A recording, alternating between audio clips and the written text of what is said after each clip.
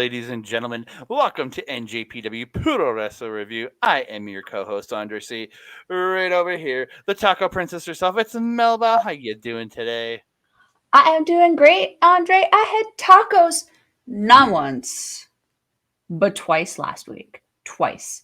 It was a double whammy for tacos. Alex Sane would be proud. I hope. I Yeah, hope. I hope so. I And hope so. And we are going to we're talk. back to purple. And the purple hair there. She rocking it with a all new color. And I've got no hair as usual.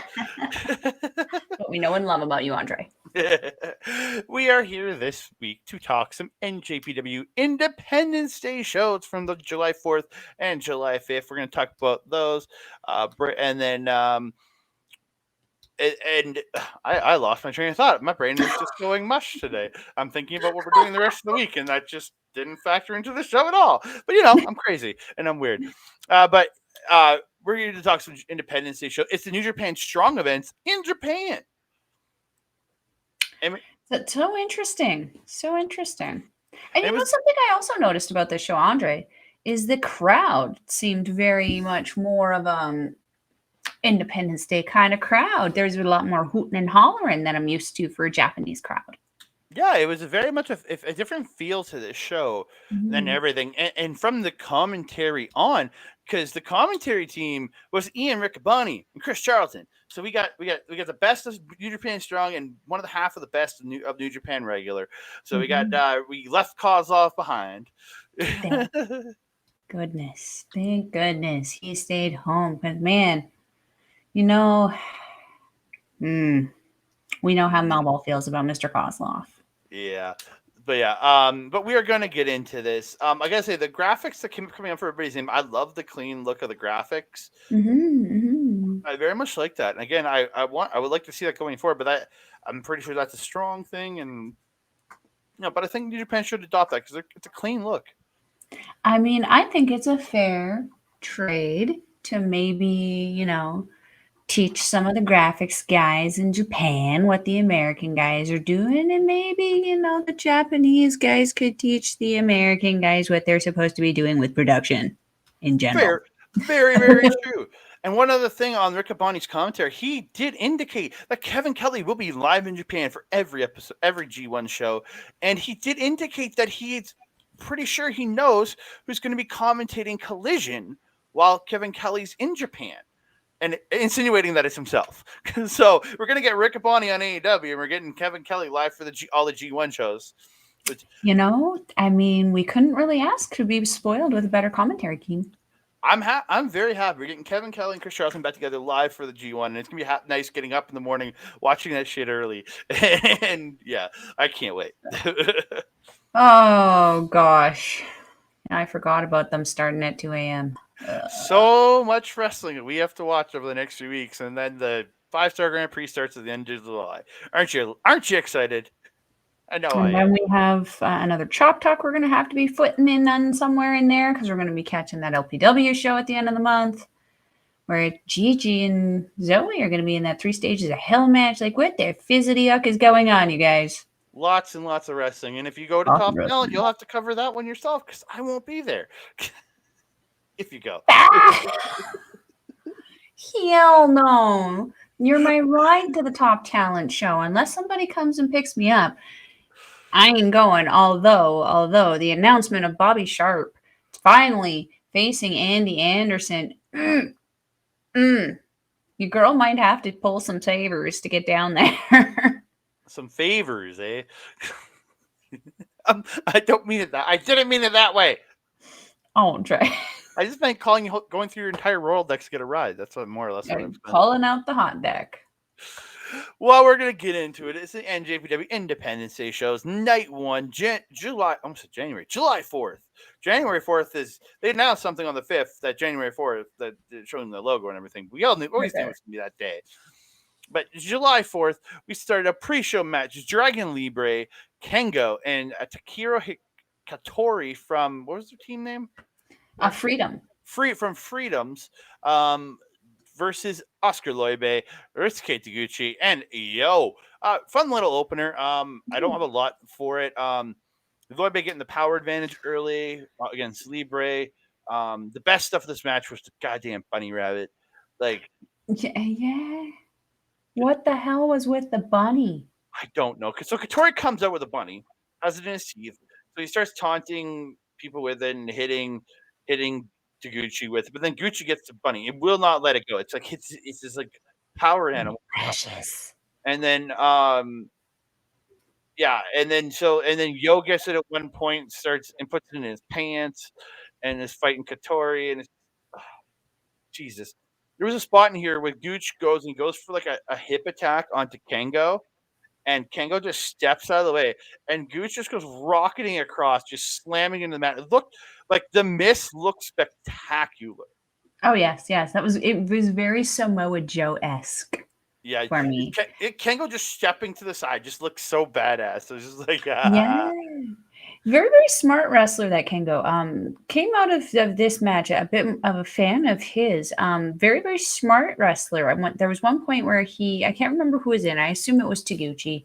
He ran over and hit Yo, and then he turned to hit Loibe off the apron and just kind of Loibe no. just staring him down, like he's like smart "Oh, guy. I'm not gonna try because you're gonna hit me. It's gonna hurt. No, I'm backing He off. did not want that smoke. And Did not want the smoke of Mr. Loibe. and the same thing happened the next night too Yes. with Bolton Oleg, dude. It's funny. Yes, Um, it was. but Yes. yeah, Yo gets the bunny. He was putting it in his mouth, imitating Katori's like doing everything that Katori does at one point. Mhm. In the end, there's a great spot where Katori and Kengo hit this like super kick knee strike sandwich, like very Mhm. reminiscent of Catch 22 or Yes. Catch 22. Really good. And then followed up by a swinging neck breaker by Libre to Yo. Libre gets two, but can't get the win. So gets up Libre going for a move, but Yo hits a big super kick, hits the direct drive, and picks up the win. Really Mhm. fun pre-show match. It was. It was. It was a nice little introduction to the Three Freedom guys. Yeah. Anything else? No, no, no. I didn't take a whole ton on here except for just what the frick is with the bunny. Yeah, pretty much. The bunny was just, and then Taguchi left with the bunny. Yeah, he stole the bunny. He bunny napped him. Is that what Yeah, that is? bunny Bunny nap. So napping. we're gonna see it. We're gonna have to get some resolution. We Mhm. really do. We're gonna move on though. The first match of the pay per view proper. It's the DKC versus Big Teats. Big Tates. Bad dude Tito. I love DKC's like karate dancing when he's coming out during his entrance. Absolutely spectacular. So adorable. So Um, adorable. I love like the first couple minutes of the match. DKC's just trying everything with Tito, and just Tito's just like and flexing it off, taking the chops. It looked really good. Mhm. Was it Mhm. DKC went for his cannonball, like running cannonball, and Tito just caught him. Like Mhm. this is the early one. He just catches him and picks him Yeet. up and just yeets him a little bit. It was Yeet. great. It was just Yes. great. Like the power in DK. No, sorry, no, Bad Dude Tito. The Enziguri, which is great height this guy gets on that Enziguri, Oh, good. and it follows it up with that deadlift German. So good. Mhm. Um, Tito stepping on DKC's balls in the tree of woe. Oh, Canada! Tribute to Petey Williams right there. I was gonna say that ELP. Well, again, for me, it always defaults back to Petey Williams for me. But DKC getting some offense back in with a top rope drop kick, followed by a DDT and the DK fire chops, where he gets him in what looks like the Blade Runner position, then just like doing the karate chops to the neck. But Mhm. like I know we bagged on the karate chops from Karate Brave for it, but these ones looked effective because he's chopping right into here. It Mhm. looked like it was Mhm. an effect, and the way he's coming down, it looked effective. But and then the jumping elbow drop I can only do two. Um, Tito finishes off the match with a clothesline in the corner, hits the Blue Thunder Bomb for two. Can't get the win there, so he picks him up and just smashes him with a Steiner screwdriver and picks up a Mhm. big win. I thought really fun match. Mhm. Mhm. I found it very interesting to watch Teets's attitude in this one because he came out and he was just on fire. The crowd was excited to see him. He was excited to see the crowd. But as the crowd kind of started to get behind DKC, we kind of saw this emergence of this like moody, broody Teets. and he started interacting with the crowd a little bit more and being like, "Oh, this is your guy, huh?" It was great. Um, yeah, he really picked apart TKC in this match, though. Mhm. There's the raw power that Teats has versus the DKC. I mean, there's the size difference is just kind of laughable. um, but my concern on this tour with Teats is I noticed he's got now a shoulder Yeah, I guess brace there. they said something happened 2 weeks earlier, the separated shoulder or something. Yeah, I was going to say that's typically something that you have once you've separated or dislocated a shoulder. It kind of acts as an extra. Hmm. If it comes out, it won't look so bad, kind of thing. Hmm. I hope that doesn't become an issue for him. I really, really do enjoy seeing him on these tours, and the crowd seems to really, really enjoy him also. Yeah, I really like this guy. It's almost too. I'm really hoping he gets to corner some of the guys during the G1 this year. I'm Mm-hmm. really hoping he's sticking around for the summer. Like, I really hope Commentary. he can like commentary. I want to see him. I would like to see him as a guy that can work the undercard tags with Mhm. guys because like there's gonna be nights where I think like there'll be two guys that maybe you don't have to have them paired together. You can put one with Fujita and uh one with Teats. I would love to see Teats as one of the corner Mhm, guys mhm. during this tournament. I really do think he'd be really strong for that and to help Yeah. work under. I don't think they're doing undercard tags though because there's 8 matches per night. So Yeah, I don't really know, but I agree. I would love to see Teats in someone's corner, just like we saw Royce Isaacs in Filthy Tom Lawler's last year. It yep, really added to Lawler's performance. So yeah, yep. I 100% agree with you. Yeah. Anything else on this one? We're good to go. Moo, we are good to boo. Ladies and gentlemen, it's a 6-man tag. It's Team Filthies, Jarrell Nelson, J.R. Kratos, and Royce Isaacs taking on Ryohei Oiwa, the return of Lance Archer, and the big return. The sauce has returned. It's Alex Zane, ladies and gentlemen. Alex Yes, Zane's back. Everybody knows our love from last year our talking Alex Zane during the tag team tournament. Oh god, yes. yeah. The Zayn and sauce. Lindemann on fire last year. And the sauce is back, and it looks like we'll talk about it more in the second. But it looks like he's got a new tag team partner. Let's just say that. Um, Yeah. Kratos coming out with a big old bandage on his head with a lump, so looking like he's got a hematoma or something. Not like, and we'll Yeah, talk I about don't that. remember what happened, but he was in some kind of scrap the days leading up to this, which led to that being a thing. Yeah, it didn't look great. Archer coming down. Great reaction for Archer. This crowd loves this dude. Like he getting Mhm. cheered like a motherfucker. Just Oh yeah, mauls a young lion on his way to the ring. I don't know which one, but just random young that was lion. Fujita, I think. No, Fuji with the food. Oh, no, no, no. Fuji still had to wrestle like the next match, so it wouldn't have been Uiwa was Fuji. in the match, so it must have been Nakashima.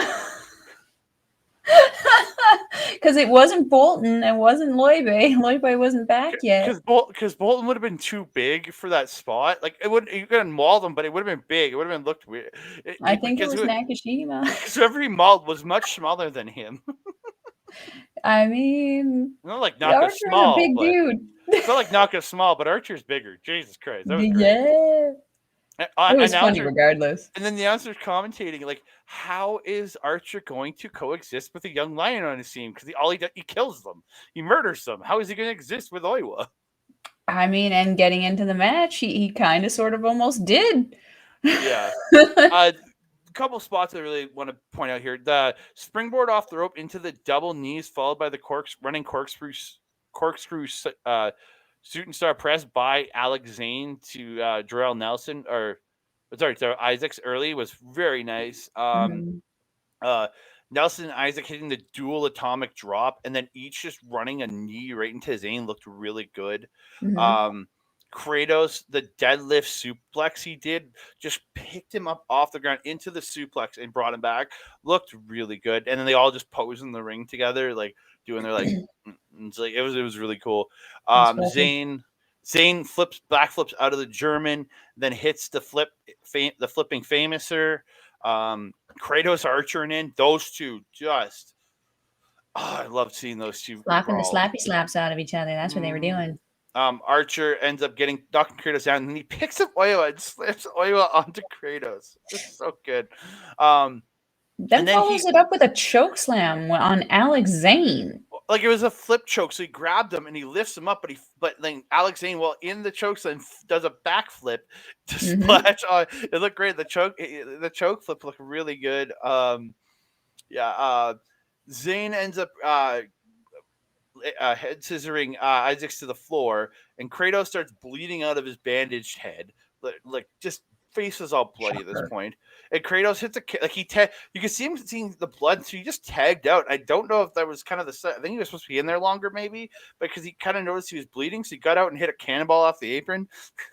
Yeah, I don't really know because like we kind of do notice that with New Japan they don't really necessarily like the blood thing, so like they Unless it's in a will. specific thing, yeah. Yeah, so they'll like tend to remove a bleeder and then kind of deal with it and allow whatever to continue or Mhm. not continue. So that might have been why he kind of deked out a little quick there, just to be like, because he would know they would need to check on him maybe. I mean, wasn't he the one who ended up finishing the match too? No, no. So at the end of the match came with a full a full Nelson in lifts, kind of tossed up into a German suplex by uh, Royce Isaacs, and they cutter from Jarrell Nelson, and Nelson gets the pin for his first Right, right, right. match in Japan for Nelson. Mm-hmm. Yeah, Mm-hmm. and he gets the win. Kratos afterwards standing there, just blood all over him, just looking like like he just survived a horror movie. He is a horror movie. Like, dude, it was gross. It was legitimately gross. Yeah, I mean, we were discussing before we came on here. Neither one of us are a really big fan of the blood, gut, and gore unless it's like fake in a movie or something. Like, Saw is one thing. This is another. Mm-hmm. Like Yeah. I get it. This wasn't like he intentionally cut himself, but No, no, not at all. It but was just kind of like an it was instant. it was big enough to take him out of his match with Loibe the following night, because he was supposed to face Correct. Loibe on the second night, but he did get pulled out. And I guess Japan just didn't want to risk him bleeding again and Mm. aggravating There was whatever. enough blood the last few nights. We were good. We don't need more blood. Yeah, there was enough. There was more than enough. There was an extended amount. Anything else in this one, or you got anything else? No. We move on. Tom Lawler, Kase Fujita. This was better than I had any expectation to be. Like, I expected it to be good, but this was great. This exceeded every. I expected it to have a good match here. Don't get me wrong, but this thing I thought was absolutely fun. Fujita looked like a fucking champion in here. Tom Lawler looked like a beast in the way he beat up Fujita. Like, I thought they had a great match together. Gave Fujita Hmm. just enough so he didn't look like he was just getting his ass beat, but Uh-huh. it made Lawler look like a dominant threat, like somebody like, oh, I'm coming. Like, it's like he was like sending a message to Saber. It's like, I'm coming for your goddamn belt, kind of statement. Hmm. Hmm. Yeah. I love the American flag jumper. And when he's trying to strip to take it off, he's like, it's a zipper's getting stuck, and it took him a little bit longer to get it. Yeah. Yeah, the zipper got stuck, then his limbs were getting stuck, and it's like relatable. Relatable. Not as smooth as just when he takes off the jean shorts. So Yeah. I mean, thick thighs. What are they gonna do? Stop the yeah. things from coming off. Lawler with the kicks early to the legs of Fujita, and they have a Hmm. really good sequence of them rolling and each trying to jockey for position. With Hmm. Lawler coming out on top, like he looking like the dominant wrestler, because he is a former amateur wrestler, MMA guy. You would expect him to be the dominant in that position. Hmm. Lawler getting an ankle lock early. Lawler like diving and flipping through and pulling like a figure four knee bar onto Fujita looked Hmm. really good. Fujita ended up catching the kick of Lawler, but Lawler just starts throwing elbows to the back of the neck and then Hmm. smashes him with a DDT for two. Like for everything Lawler did, Fujita had a way to work back. You know what I mean? He worked out. He worked through things. He looked good. Hmm. Buzzsaw kick by Lawler, but Fujita ends up catching the PK. But Lawler picks him up, gets him in a guillotine, but Fujita ends up running to the corner and getting some strikes on him in the corner. Fujita gets a backdrop when Lawler's going for a power bomb, hits a nice running drop kick. Um, yeah, spear in the corner by spear into the corner by Lawler, and hits the judo slam, followed by the PK, but can only get two. Fujita goes for a European clutch, but gets reversed into the rear naked choke. So Lawler transitions up, but misses the nasty knee on the brain. But it gets and Fujita sweeps him over. But then he Mhm. picks him up and hits a Kamagoye for all things. Then locks the arms again and hits the nasty knee on the brain, or the NKOTB for any '90s people. You might know the other. You might know why he named his move that one for a reason. New kids on the block. New kids on the block had a bunch of hits. Um, yeah, And he picked up the win from the nasty knee on the brain. yeah. That was sort of implied. Yeah, he definitely destroyed Fujita a little bit in this one, but I was really excited with how smart Fujita was working. It really shows how closely he is working with Zack Sabre Jr. and the other members of TMDK. They all have this like very smooth transitional ability between like what styling they are. Fujita clearly going with the technical thing, but like Mikey Nichols, he does the same thing with his strikes. Shane Haste does the same things with his like strikes and aerials, and same with Teats. You know, it's really interesting to see how each team member is kind of rubbing off on each other, so to speak. Nah. And and just kind of like teaching him. He's becoming almost like a little like nice little marble of just tons of little things that he's picking up from Mm-hmm. everybody. And now with Robbie Eagles there also, I mean, he just has so much that he can learn from this Mm-hmm. team. He really good call getting picked up by TMDK. I And, didn't have a whole ton written about the match, to be honest. I just enjoyed it. and the announcer saying that Fujita keeps saying he is not a young lion anymore. He still Mhm. keeps saying at ringside, and he said he's going to forego his Excursion, yeah. excursion.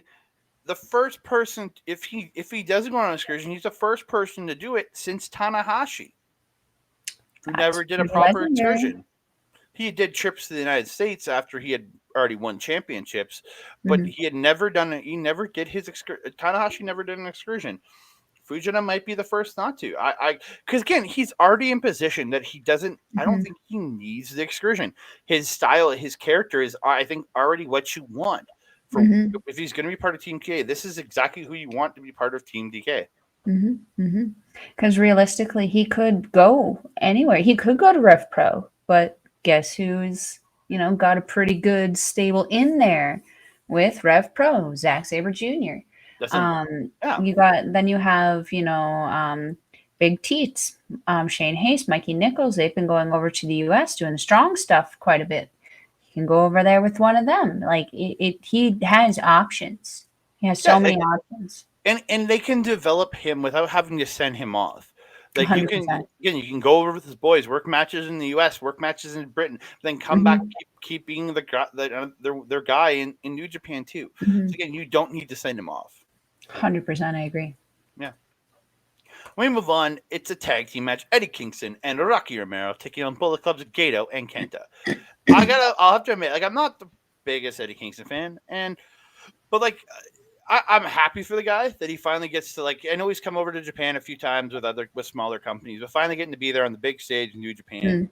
Mm, Look, you can see it on his face when he came out during his entrance, like kind of mm, like that, like finally getting that point of being on the stage, and he's gonna get a big setting here in the next week or so. But yeah, mhm, things look really happy and kind of like that mesmerized of like finally being in that NJPW ring there, and Kenta slips out, avoiding Kingston like right away, and tags in Gato, mhm. just because he's like, I'm not fucking with you right now. Well, yeah, um, that's tomorrow, my guy. yeah, so Kingston's just like, screw you, I'll tagging Romero then. And it was just like, so yeah, Romero and Gato actually having a good little spot there at the start. Mhm. Romero with that big old wind up, and then pop. Gato was actually Easy really good. style. Yeah, Gato's begging for a timeout, but then pulls Romero by the belt, sending himself to the floor where Kenta attacks. But they didn't pull the stupid babyface spot because Eddie just got off the apron, ran over, and started beating up Kenta, which I was like, this is good psychology because you're not letting the babyface get his ass kicked while his opponent waits on the other side. I was like, Mhm. good on it. I really did like that. I liked the psychology there of that. Kenta raking the eyes of Romero in the from the corner while Gato has the ref distracted, and then Gato raking the face of raking his face right after. I like that little spot.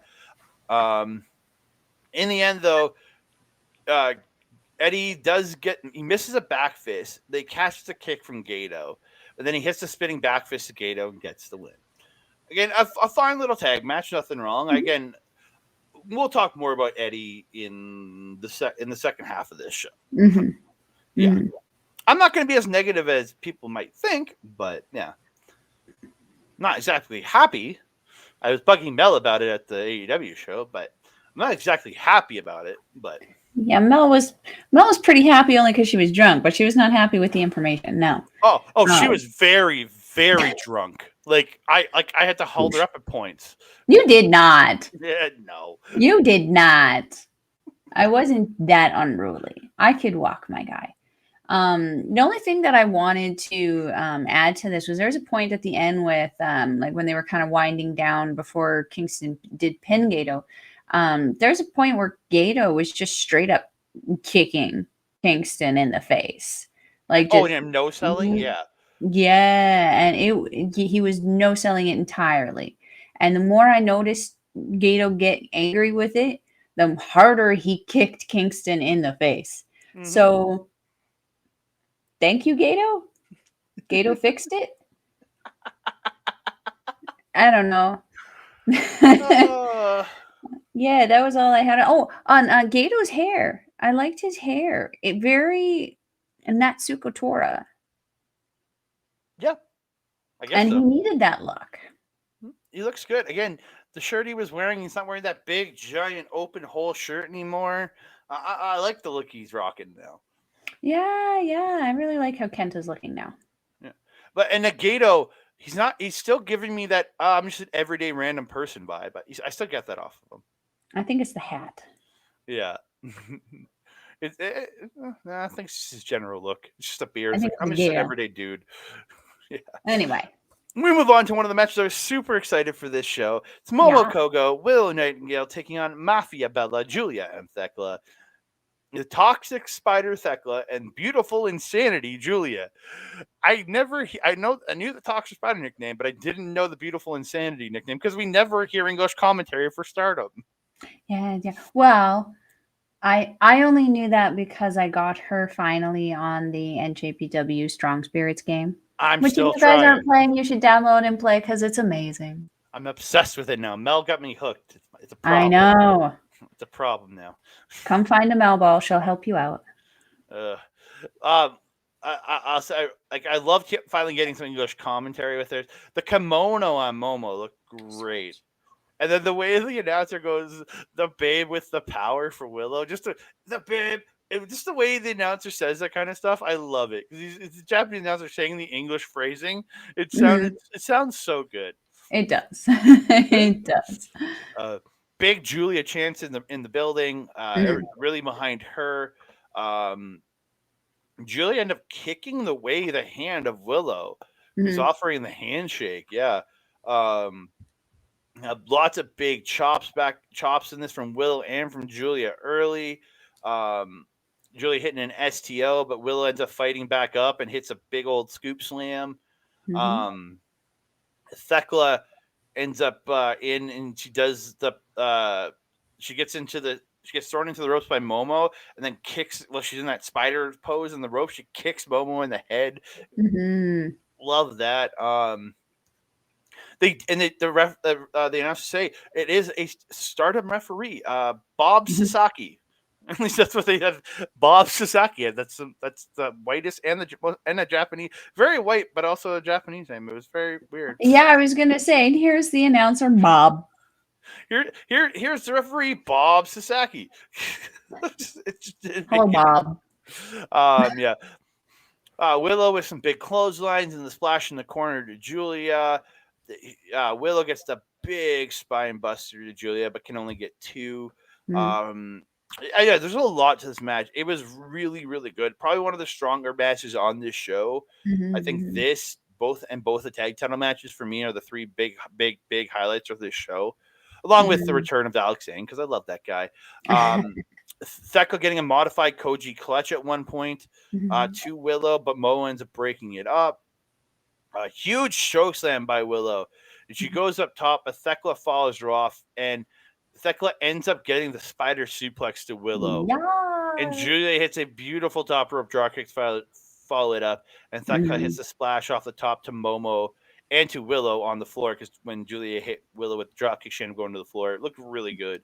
mhm, Um, in the end, though, uh, uh, Willow hits the Babe with the power bomb onto Thecla, and she gets the win in this match. But mhm, again, really good tag match, really highlighting Julia and Willow here, getting them really poised up to the to a New Japan crowd for their mhm. match coming up the next night because you might not be. Wow, there's an angry Koji. All right, Mel, I your think I thoughts? actually heard someone knocking at my door. Ooh, delivery. Is it delivery or is it Delicio? At 8 o'clock, I don't know if I want to know. Yeah, but what were your thoughts on the match overall? Um, I found it interesting the ending because it was the only one who didn't have a championship, who took a pin, or the who did not take a pin. Momokoko, the only person in this championship or in this match who didn't have a championship, is what I'm trying to say. Yeah. So I found it very interesting that Thecla took the pin in this, but she worked really hard and gave a lot in this one Hmm. um, to kind of look like that or kind of end like that. I'm sorry, I'm a little distracted now. I Okay. did hear someone knock a second time. I really hope something's not terribly Broken. wrong. Hmm. Um, yeah, Julia very unafraid to step up to Willow and the power that is Willow Nightingale. Really, really set up really well for their match on the fifth. Also, just wanted to mention there was an octopus, I think, that Thecla was able to kind of cinch on to Willow there. Looked Hmm. really good as well. I mean, Thecla, she is that tiny little toxic spider. She can kind of cinch you into whatever she wants and keep you there if she wants you to. This is why I love her so much. I want to be everything about that woman. She's pretty goddamn awesome. I'll say Mm-hmm. that. But Julia's just the best. Mm-hmm. We move on. It's an NJPW Strong Openweight Tag Team Championship match. It's Bishamon, Hiroki Goto, and Yoshihashi defending the titles against the Bullet Club War Dogs, Alex Coughlin, and Gabe Kidd. And it's Gabe Kidd now, not Gabriel.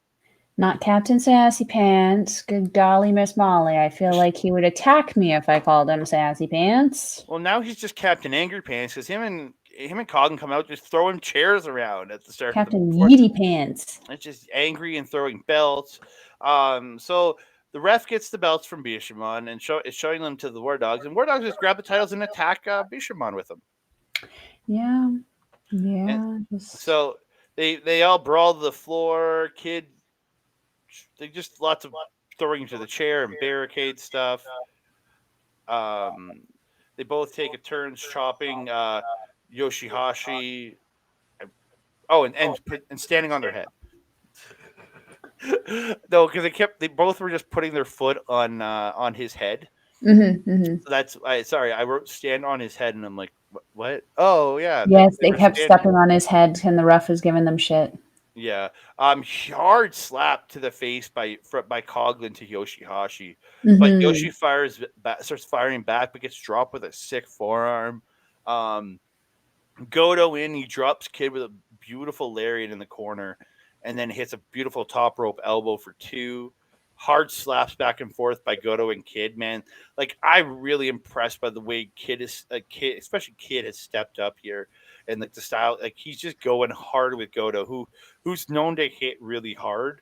Like he's just throwing back and forth with them, slapping each other, and each other's faces. Goto ends up hitting the Ushigoroshi, and then he tags in Yoshihashi. Bishamon hit the final flash. They set up Shote, but Coughlin stops it with a lariat, and they go to do Final Flash on. They hit a Final Flash into Shoto on Kid, but he fights off and superplexes Goto. Mm. Yoshihashi gets a super kick on Kid, but gets kicked onto the ropes and held by Coughlin. But Yoshihashi hits Coughlin. I suck at writing. I'm just going to the end here. God damn it! And this is me typing too. So the War Dogs stop the lariats of Goto, uh, and hit the double choke slam, and they hit the double muscle buster onto Yoshihashi, then the hijack pile driver, and they get the win. We have new strong openweight champions, ladies and gentlemen. And let me tell you, I mean, like we said at the beginning, these two came in pissed the heck off. They were just eating everything that they could put their hands on and that they could lift. If they grabbed a person, I'm sure they could have yeeted them too. Like they were just throwing everything around. So angry. I love it. And just like we said when these guys hit the scene, these guys are going to be dominant. They're going to be, defiant. They're going to be angry. These guys showed up and showed out for this match. They came in so motivated and so pissed the frick off that they literally propelled themselves not only into the championship picture, but into the championship era. Like, oh my God. I wasn't expecting them to win, their first kind of championship challenge, but I'd be remiss to say that I'm not happy about it. I am, because I wasn't happy about Goto and Yahashi being double tag champs. I barely think that they can carry one title. Yeah, and again, this is good because these guys are easy, can travel back over to the States, be that presence here without kind of pulling Goto and Yoshi from Japan, which is it is a good thing, especially with Goto and Yoshihashi going into the G. Well, I guess all four are going to the G1 this year, but it allows them for when they come back, having that can run the New Japan Strong shows with a strong presence over here with those titles on their shoulders, and the eventual match, War Dogs versus was it Aussie Open. I'm looking forward to it, man, because Aussie Open's going to want those belts back. Oh, heck yeah.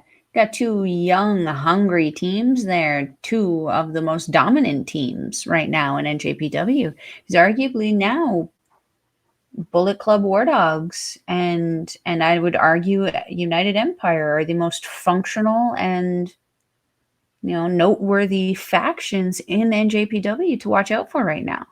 Very much so. So after the match, Kid ends up applying a single leg crab to Yoshihashi.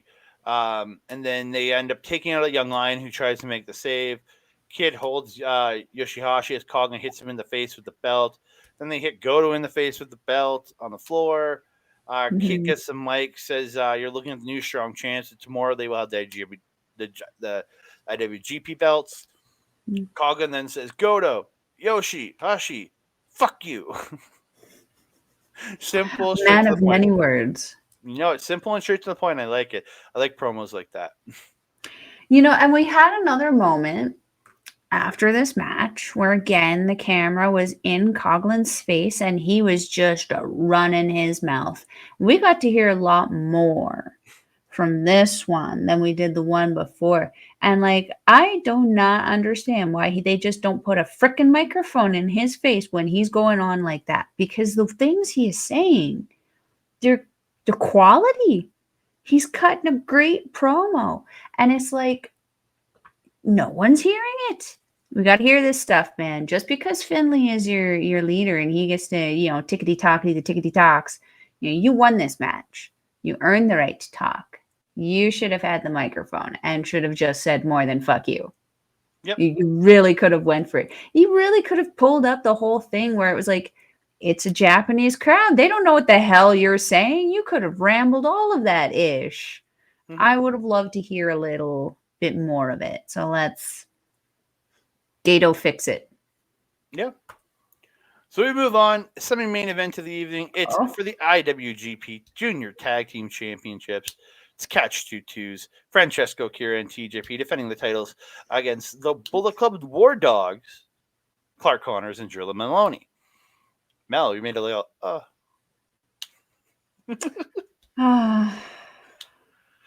Yeah, I I know. mean, come on, you know? But I like, know.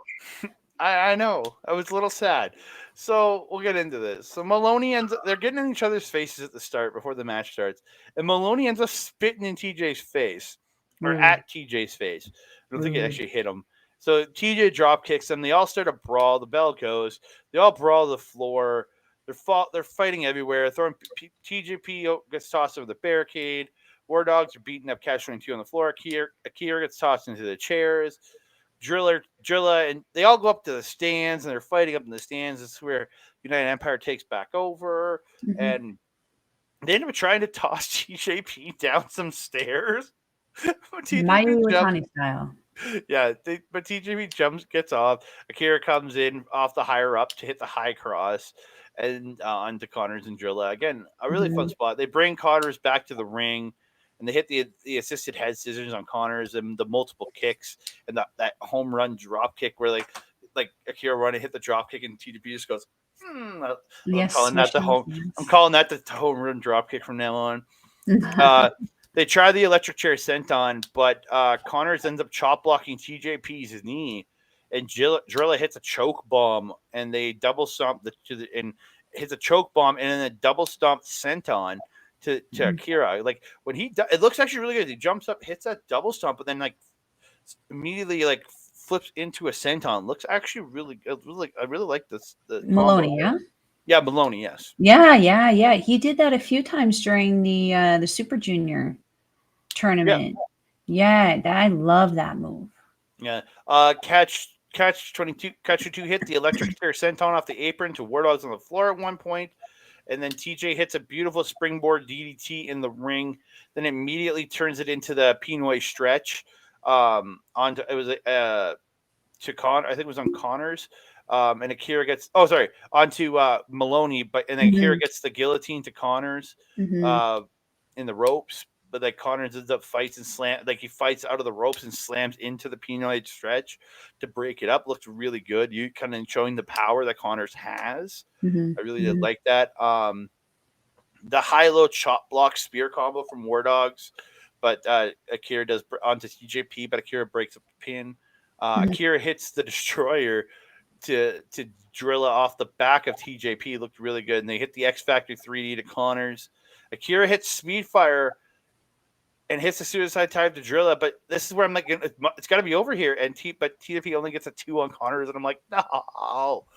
Um, yeah, Akira gets caught on a baseball slide by Drilla and gets running to the barricade, and TJP goes to the top but misses the Mamba splash. But he ends up dodging a spear and tries to go for his DDT, but he gets enseguried and pulled out of the way. But he gets pulled out of the way of the gore, and Drilla ends up goring Connors. mhm, Um, but Drilla ends up hitting. They end up hitting Akira with a Drilla Killa afterwards, and it was just they look sick. When he gored Connor, it's just like, oh, it looked like he murdered him. Then he turns around and just kills Akira with the Drilla Killa. It was just like, mhm, holy shit.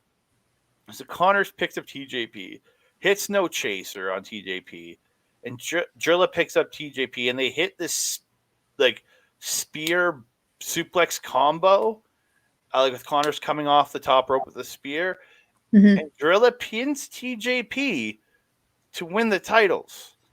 Not what I expected. No, not what we expected, not what we wanted. No. Um, Phenomenal freaking match, though. Holy heck Mm-hmm. crap! Did you mention the snap suplex Akira did on Connors, No, followed I up did by the not. thrust kick on Maloney? That just the speed of Akira is just incomparable. Like he is just so freaking quick. Um, the thrust kick to Maloney, he ducked the first one, and then TJP came in with the assist. They had a double thrust kick there. Absolutely love that. United Empire is just, as I mentioned, these two teams here in this match are the most dominant and most now unified teams in NJPW. They clearly get along the most, and I will mention something about that on the next night. um, yeah, it sucks that we had to go for the Super Juniors with Catch 22 not being the frickin' champions, and they get them back, rightfully so. From I hate to say it, but like Kushida and Knight had a very underwhelming title run, and beforehand, Catch 22's super hot title run. Everyone was excited to see these guys, and they were excited to see them defend. When Knight and Kushida had them, it was kind of like wow, wow. This felt too short of a title run for these two, but I do like the potential setup that it does for them meeting the War Dogs again. Oh God, This is obviously not through. Because we're not going to see juniors for the next little bit, because I don't think there's going to be much of an undercard. All the cards that are released right now is just tournament matches every night. Mm-hmm. So we're not going to see the juniors. I'm not juniors. mistaken, my friend. I don't believe that Mr. Connors decided to intimidate any women tonight. I didn't see that. I didn't see him doing it. I was specifically looking for it in his entrance. He just came out being all intense and just walked to the ring. Say, yeah. So we move on to what was not my main event of the evening, but the main event of the evening. It's Homicide and John Moxley taking on El Desperado and Junior Side. So to be clear, ladies and gentlemen, me nor Mel are really into hardcore, so we're not going to spend a lot of time on this match.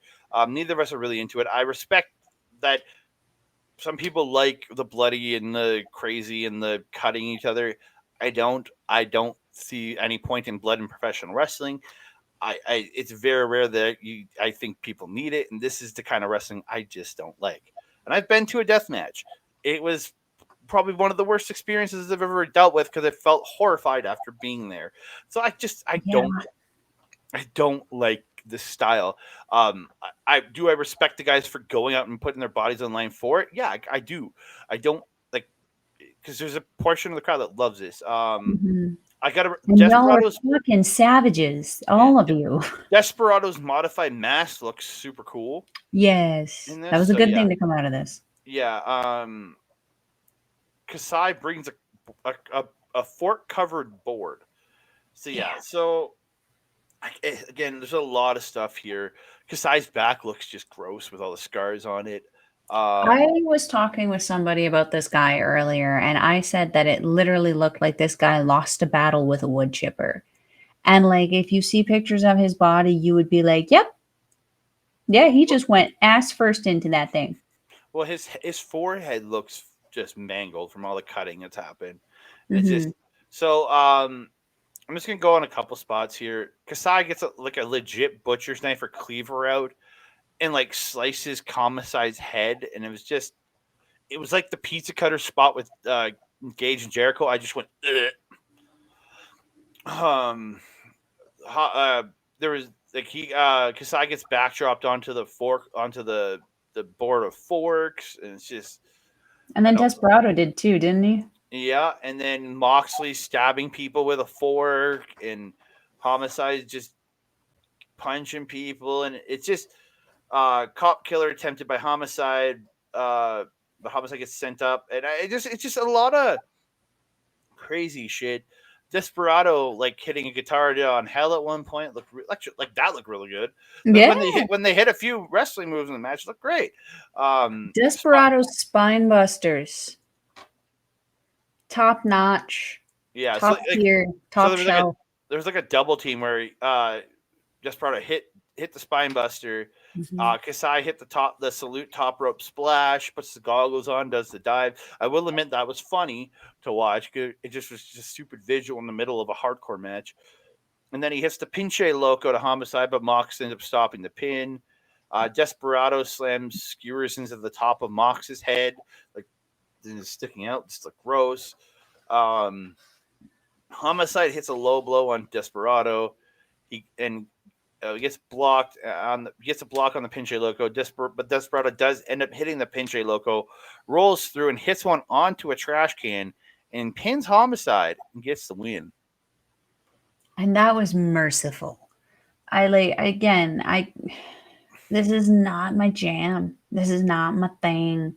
And there were points where I was sitting in my garage, and I'm sitting here like arguing with my telephone because that's what I was watching it on. I'm sitting there going, no, no, no. Why? Why are we doing this? Why do we need to do? Why is there a cleaver? Why was there a crucifix of razor blades? So unnecessary. Oh, Like, I'm sorry to even talk about that. That was just freaking nuts. Oh. and like between my complaining, I was like trying not to lose my dinner. So I'm just sitting there like gagging at everything. Pulls out a knife, throws him into a board. Like, I swear to goodness, like my neighbors must think I'm insane. The noises they hear coming out of my garage. It was a thing, and it happened, and I watched it. Like, I respect them for going in there and doing it. I just don't like it. And again, I'm not. I listened to a lot of other podcasts. I was listening to SNME, and I heard them talking about it. They thought they loved it. But again, they're into the hardcore stuff. I am very much not. You're gonna hear more from SNME on this channel because there'll be something coming out later this week that we're gonna be doing, partnered up with them, that'll drop on our YouTube later this week as a bit of a G1 preview. But like, I respect people liking this stuff. I just don't. It just doesn't appeal to me. Blood belongs in your body, not on the sidewalk. That's just what I'm gonna say. And again, I know Moxley bleeds in like every match he does, but Moxley is an incredible professional wrestler. I've watched him have great professional wrestling matches.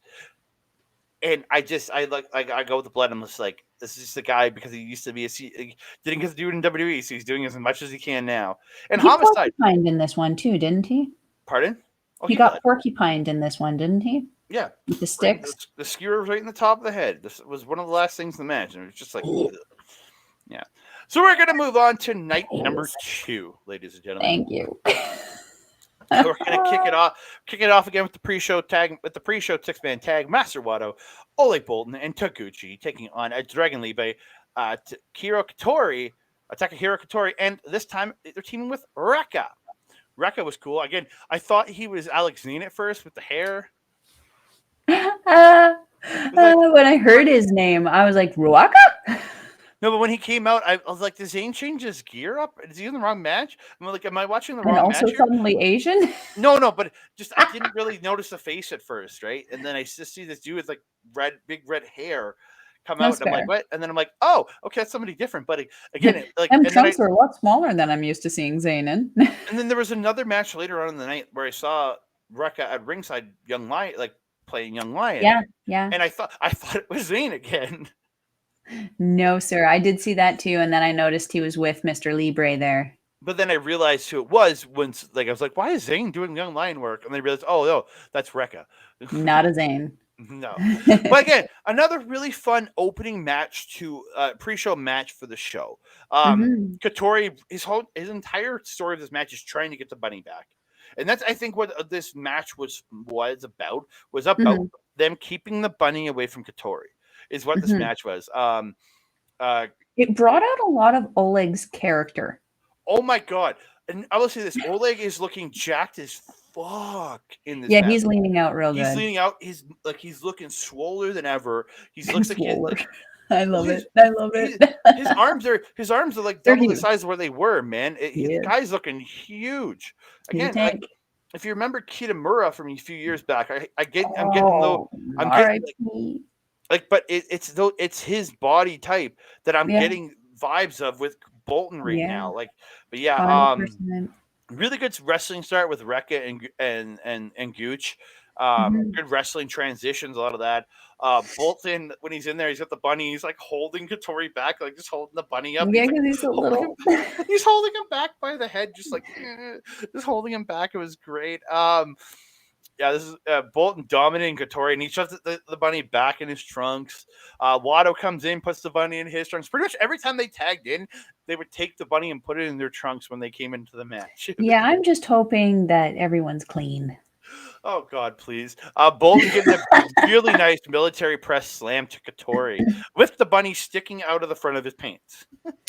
And I'm not going to lie. Everyone loves a good joke, but man, it is hard to take somebody seriously when they have a pink bunny. Yeah. With big floppy freaking ears sticking out of their ding-dong sack. So Gooch gets in and he puts the bunny in his knee pad. and he goes to do like a knee drop, but he misses. And this is where he pulls the bunny out and gets angry and hucks it across the ring. So this gives Katori the chance to get his bunny back. Mm-hmm. Mm-hmm. It was so funny.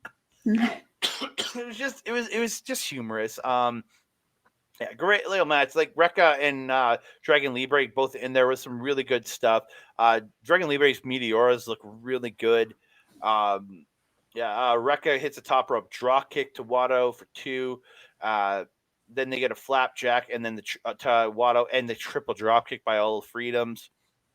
Um, in the end, though, big drop kick and the Recitamente by Watto for 2 on Rekka, and Watto hits the high angle German suplex and gets the win. And like, how high was that freaking high angle? Yep. Holy heckin' shit. If he would have Awesome. let go of him, he probably would have yeeted Rekka out of the ring. And he was in the middle of the ring. Like, the height that he got on him was insane. Yeah.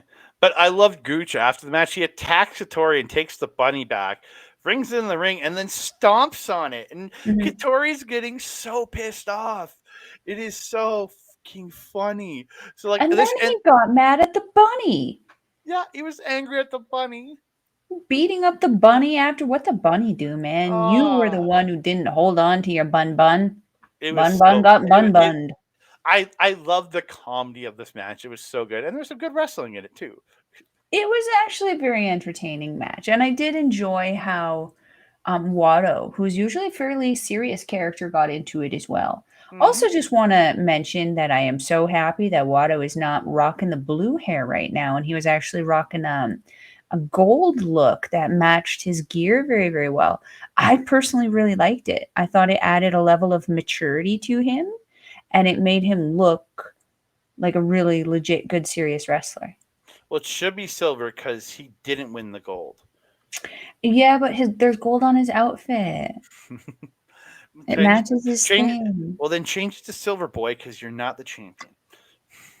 He's still got the flag and the Super Junior thing. Yeah. Koji! So we get the first match of the evening, and it was originally supposed to be Oscar Loibe versus JR Kratos. That's why Kojima doesn't look proper in this graphic because I added him in.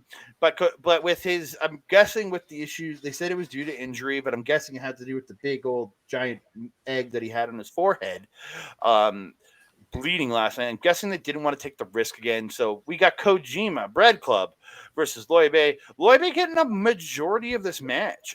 Really good, really getting to show off against a legend like Kojima. Loibe getting the power range early. Kojima getting the speed chops in the corner. Loibe getting the repeated forearms in the corner to Kojima. And with the corner splash, hits the hip toss. And then going Hulk Hogan, hitting that leg drop. Oh, He really needs to talk to Hulk Hogan. And Hogan really needs to talk to him and say, don't fucking use a leg drop. You're going to have problems. Even Matt Hardy should be telling him because Matt Hardy's walking around like he's a duck because of his second rope leg drop. True facts. True God, facts. don't fuck your body up like that. Loibe getting the Boston Crab, but Kojima gets the ropes. They trade forearms, but Kojima ends up dominating and gets a DDT. Loibe blocks the cutter and gets a slam for 2. And then in the end, Kojima reverses a suplex, gets the Koji cutter, and then goes for a lariat, but Loibe blocks with the boot, and then he comes back and hits another lariat and gets the win. About 5 minutes, and I think it's 5 minutes 23 seconds according to Cage. Quick little match, but really fun. Yeah. My first note of this was Kojima hitting Loibe with amazing machine gun chops, but unable to follow up with the elbow drop. R.I.P. CM Punk's nuts. And for as long as Kojima is alive, we will always fondly remember him elbow dropping CM Punk's nuts. Because realistically, it was what almost every wrestling fan at AEW wanted to do to CM Punk's nuts. So thank you. Yep, Senior very much so. Bread Club, sir. We love you. Bread Club! Yes. Yeah. The next note I had was Kojima finishing up his strike game very, very strong, overpowering Loibe and nailing him with a cozy cutter. Man, Kojima is just so strong. He's just a legend in this business. But I also have to say, I know you don't like Loibe's leg drops too much, but I do really like how he No, shoots his legs up. no, it looks good. I just like, dude, don't It's do gonna that. mess up his back something fierce, but they look so good. Like he's gonna have he's gonna end up like Hogan with hip replacements and fucked up back, dude. Like I mean, relatable. Hulk Hogan never hear this, but Hogan, go tell Loibe to stop doing this shit. Or even Matt Hardy, tell Loibe to stop doing this shit. Ah, Protect your back, sir. very much so. We move on. It's a tag team match. Homicide and Ryohei Oiwa taking on Katsutu's Francesco Akira and TJP. Homicide and TJP are actually good friends. I've known each other for a long time because both those guys have been in the business forever. So they do have a handshake at the start. Great back and forth by TJP and Homicide early. I really did like that. TJP with the scoop slam and the Eddie senton to Oiwa for 2.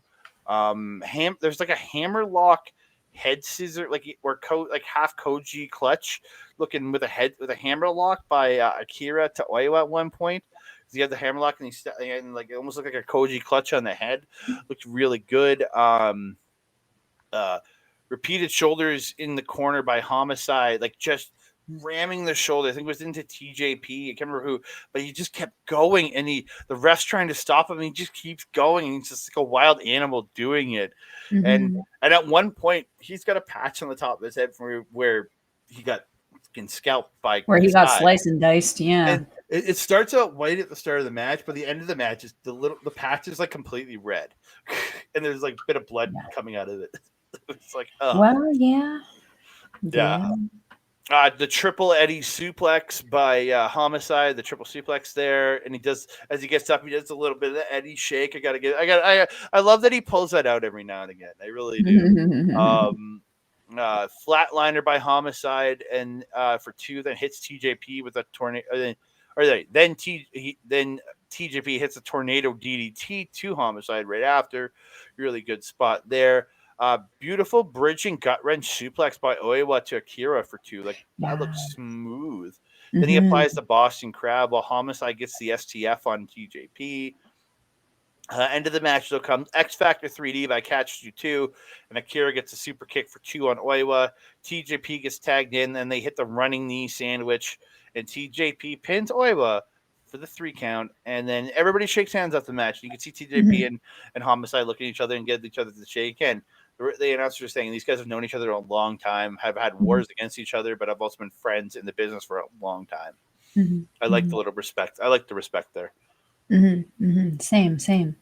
I didn't have a ton of notes on this one that you didn't already go through. I did write down Oiwa was the power in this match, very much so, and Akira was the zoom as always. He's just the zippity zipping all over the dang place. It was great. The face wash, doing the face wash to Oiwa, not once but twice. Kind of a nice. He did it the first time, then as he went for the boot the second time, Oiwa speared him. Yeah, but still got the face wash twice. Yep, and that's the best part. Arguably, it's how he just rakes the. I love when he rakes the lace. It looks so good. Oh, looks so good. Love that. Way better than like a normal like boot face wash. Just him raking the laces. Again, like I said, it's reminiscent of Kenny Omega used to shave his arm and do the grinding on people's faces with his weirdly shaved arms. Oh yeah, he used to shave his arms short, but like so they were prickly. So when he did it, it would fuck with people's faces. So it was the way to sell the gimmick. That's so rude. It was intentional, obviously, just for. Obviously, it's so rude. It was just like, dude, that's kind of mean. I think he did it. I think he did it to Scott Justice here in Edmonton once when I saw that match. I think Justice said he did it to him too. Yeah, I know someone else who does that. Now I know that was a dick move. Wow. Oh, but a fun tag match. Katsutu getting a win, and again building their way back up to titles, man. I also loved Akira bowing to Homicide with the handshake. It was adorable. He is so adorable. That little amore. he's got respect for a guy. Homicide has done a lot in this business. Like again, he never made WWE anything, but he had some great stuff in TNA when he was in TNA for Mhm. years. Great Mhm. stuff there. Did some great stuff in the NWA over the last couple of years. Again, Mhm. Homicide is a legend to a lot of people, and to me too. I really respect the guy, and maybe not the hardcore stuff, but I respect his wrestling. Some of the wrestling, like those matches with Styles and Daniels in TNA back in like '06. Mm. Absolutely phenomenal. That's the Homicide I remember with Supermax, yeah. Yep. Hernandez. We move on. It's a Bullet Club's War Dogs with their brand new titles against Chaos's Rocky Romero and Yo. Rocky ends up convincing the War Dogs and gets them to put the titles on the line at the start of the match. So it ends up becoming an IWGP Junior Heavyweight Tag Team title match. The War Dogs attack for the bell, but Yo and Rocky get the advantages with a double suplex to Drilla. Um, War Dogs end up taking advantage. Connors ends up choking Yo in the corner while the ref gets distracted. And the War Dogs are in working. They're working over Yo, tagging in and out, like really good tag work. I really did like that over Yo till he gets a dragon screw to Drilla. And the leg lariat to Connors and tags on Rocky again. Like I thought, really good tag work from War Dogs, tagging in and out, Mhm. really being brutal on Yo, but like having good tag, switching in and out quickly. I really did. I really did like that. Rocky gets both men in the corner, gets the forever clotheslines, and hits the double clothesline at the end, and hangs Drilla on the ropes and gets the double stomp to him for 2 in the ropes. Um, Double knees by Chaos, like double jumping knee strike, and Anita Connors, uh, double to Drilla, and Anita Connors. Rocky hits a lung blower to Drilla, and Yo hits the Falcon Arrow, but Drilla ends up stopping the 3K to Connors, and the War Dogs hit the high low like spear chop block combo they do. Like I really kind of like it. I really you damage When it. they time it right, it looks amazing. They if they hit it right, it looks really really good. Mhm. Um, they hit that on Yo, but Rocky does stop the pin. Sliced bread power bomb combo by I'm just gonna call them by 3K because they are 3K. They're 2/3 of 3K, but only get a two. And they get that was the Drilla, but they only get a two. But Yo only gets a two. Um, sorry, Connors spears Yo, and Drilla gets the spine buster, and then the senton stomp combo. It looks so goddamn sick. Yo and Rocky hit the 3K to Connors, but Maloney ends up making the save. The end of the match comes where Yo inadvertently super kicks Rocky. Connors hits no chaser, but Rocky gets the sliced bread. But Connors is stopping it and gets a power and gets him into the power slam position. And then he passes him to Drilla, and Drilla spikes him with the Drilla killer. And they hit the spear brainbuster or spear suplex combo on Rocky, and they get the win. Mhm. Yeah. Mhm. Again, really good defense. Yeah. Yeah, I felt that I don't have a ton, of, stuff on the match, but, like, my view of what this match was almost like a justification. Like, the War Dogs justifying why they're the champions Mhm. and showing what it is that they can do. Because this was a team that was sort of, I don't wanna say mismatched, but they were certainly thrown together publicly very last second. Mm. So from a public perspective, we'd be like, "Oh, well, these guys have barely been tagging together and they just beat the most established junior tag team on the roster right now in Catch 2-2." I felt that this match was them showing off and pretty much saying, "Yeah, we just beat Catch 2-2 and we just effed up these guys' days too." As soon as they were like doing the whole, "Yeah, let's make it a tag team championship match," I was like, "Oh yeah, you guys are gonna get your butts kicked," and I, they I did. I didn't expect anything else though. Even before when it was just Baytime, I expected War Dogs to win, especially coming off the first night. Yeah.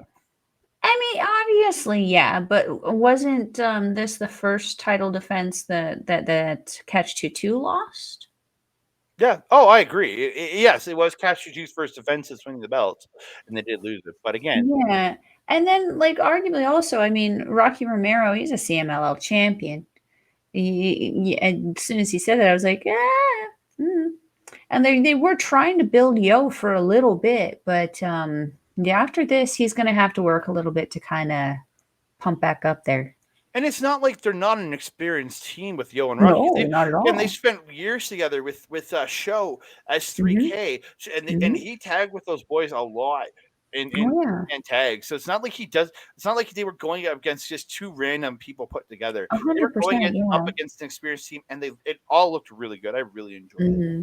It's just been a hot minute since Yo and Rocky have been together. Yeah, Because Rocky, again, CMLL champion, he's been kind of doing his thing over there.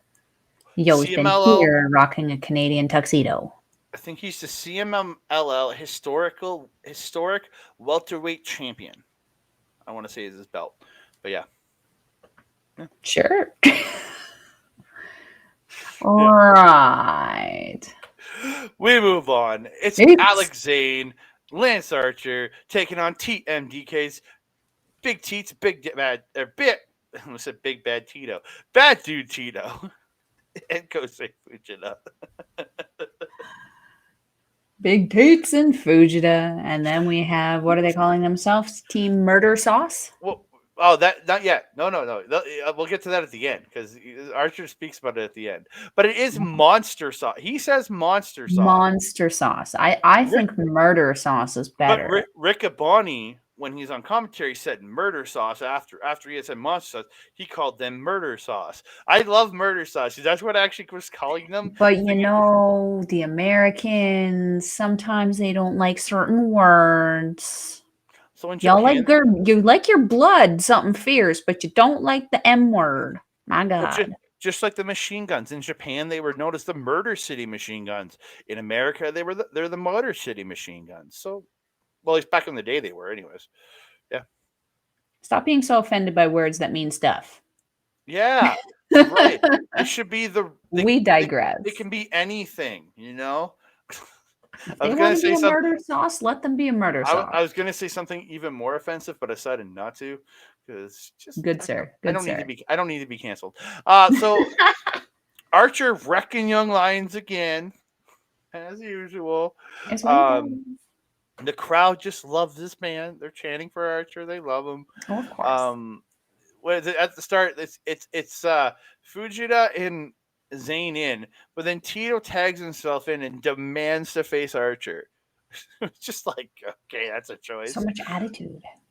Tito, Big T's can't put him down with the shoulder blocks. So he ends up cutting off Archer's attack, but Archer ends up dropping Tito with the shoulder block. Again, really good stuff. I love these two in the ring. Fujita chop blocks Zayn off Big T's distraction. Hits a Mhm. beautiful belly to belly suplex. This guy's got Mhm. style, man. So good. Big Teats hits the Eddie Guerrero senton to Zayn. Then hits the enziguri or hits a kick, and then enziguri, and then the deadlifts German to Zayn again. Like impressive, just the guy's power is Mhm. crazy. Mhm. So he lifts him like he's nothing, and Zayn's not a small person. Oh no. Because No. I don't think he's a junior anymore. He looks What like he's the you bulked up more since know? last year, and again, even when he was in the junior tag league, he didn't look very junior to me. But No, he was always bulky. and he's only bulked more. Mhm. Forever elbows by Archer to Fujin Teats. Great Yeah, yeah. until they collapse in the corners. He's just going, just bang, just running back, bang. Like he's got for a big man, he's got stamina and speed, man. He really So does. quick. Yeah. They do hit the flip choke slam combo onto Fujita, but Teats ends up catching Zayn when he goes for a plancha and then just hangs him up on the barricade.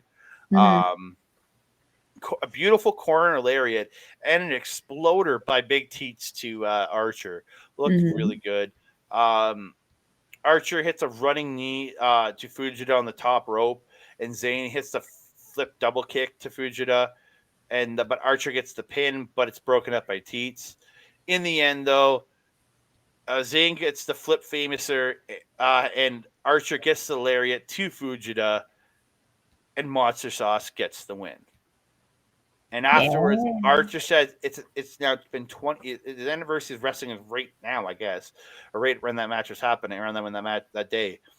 It's been 25 years in wrestling for him, and looking at this is the new team. Watch for it. And he calls. I'm pretty sure he called the monster sauce. I'm not 100%. I could have misheard, but I thought he said monster sauce. Maybe it's because I already had monster sauce written down, and then he said it, and that's yeah, whatever. But yeah, and he says they will be back. So tag league. Let's hope Monster, so. monster/murder sauce in the tag league. Let's go. Yes. God, that would be awesome. Again, I love seeing Big Teats. He became a big fan of Big Teats last year.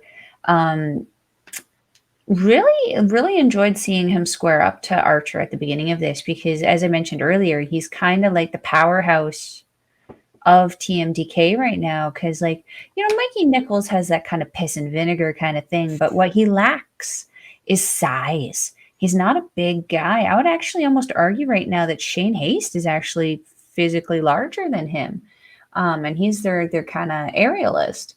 Um, so yeah, I feel like this tour is kind of like Teet's kind of proven that he's kind of the big boy around now because, Jonah Reed or whatever the frick Bronson somebody, he left and he Jonah, was the yeah, Jonah. powerhouse beforehand that Teets was kind of like the secondary to. Now Teets has to really step up and be the powerhouse of TMDK and protect that young boy. He gonna Yeah, get but his ass kicked. we'll call him Brona. Bro- It's a mix of both names, Bronson and Brona. what? Brona Reed. Brona. Brona Reed. Yeah. Brona Reed. No, Brona God. Wreck, because his last name technically was Rock when he was Jonah. He was Jonah Rock, but Brona Reed Rock. Brona Reed Rock, yeah. That man is gonna have the worst, like what am I trying to say? Identity crisis of his life. Who am I? Bronson Yeah, Reed. yeah, Am I Brona? let's go, Brona. Brona Rock Reed. Yeah, Brona Rock Reed. We move on. 6-person tag team match. Hiroshi Tanahashi, the DKC, and Tomohiro Ishii taking on Team Filthy's Jarrell Nelson, Royce Isaacs, and Tom Lawler. All of them coming out with American flag garb. Great. And then Kratos joining the commentary team here. Yeah.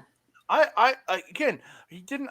It didn't feel like he added a lot to it, but he wasn't bad. That was No. the thing. Like it wasn't like listening to Zayn or LP or somebody who I Hmm. think are absolutely spectacularly good when they're there. But It was better than David Finley. yes, like what he added was good, but it wasn't like he added a lot. But he Correct. didn't come off bad. He came off because again he came off pretty goddamn good. I thought like for what he did in there. I agree. Yeah. So Ishii and Lawler watching those two face off. Mwah, mwah, mwah, mwah, mwah, mwah. I want more. Lawler should be in the G1 this year, but I'm hoping him not being in the G1 means he's going to be in Blood and Guts next in a week. I'm really hoping. I'm really hoping. um, DKC getting the knee bar on Lawler early in the match. Actually, a really good spot there. Double diving spear like the double diving spear into the corner, and then the corner lariat by Team Filthy to DKC. Nelson pulling down the overalls and taking them off, and the crowd just cheers for it. So he's just like, and does the Rick Rude hip swivel to follow it. Yeah. Yeah. Mel would have liked that. Eh. Jarrell Nelson's not my favorite.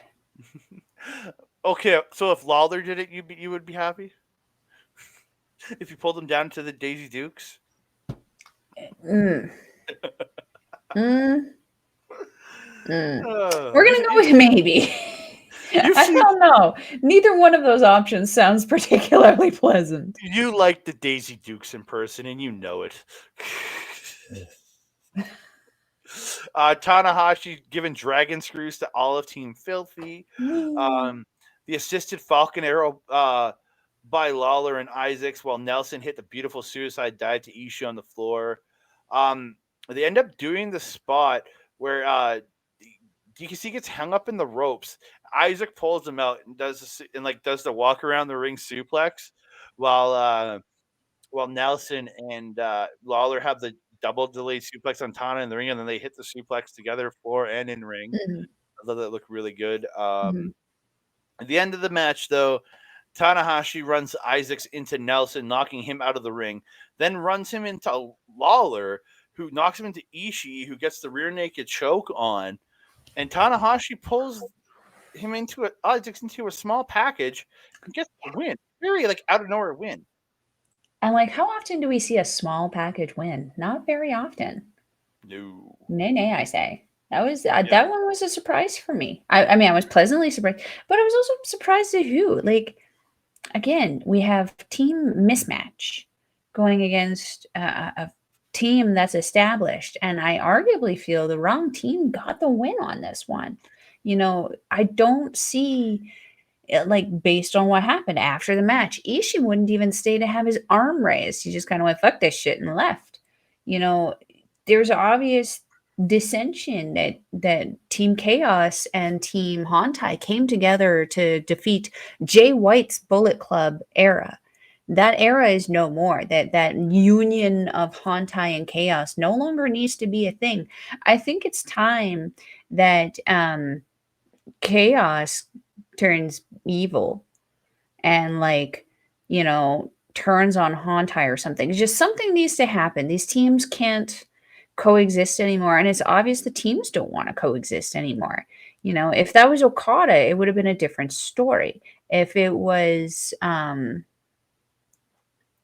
yeah, I feel if it was a different person, it would have been different, but like Ishii's clearly not happy teaming And with really, Tanahashi. and I look at it as Team Filthy getting the win, even if they pin DKC, that would give them rights to be like, hey, we want a 6-man tag title shot.